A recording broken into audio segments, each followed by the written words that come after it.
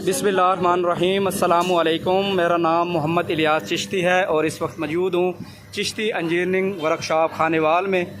70 kilogram capacity में mixer machine single phase घरेलू बिजली पर चलने वाली, ये नीचे एक्सटेंशन लीड लगी हुई है और ये घरेलू बिजली पर चल रहा है। साउंडलेस मोटर लगी हुई है और इसके अंदर रेत डाली है ताकि मोटर का लोड चेक कर लिया जाए।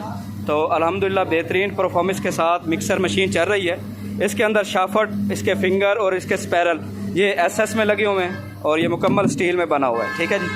और ये आप इसकी प्रोडक्शन यहाँ पर चेक कर सकते हैं। बेहतरीन मिक्सिंग कर रहा है ये।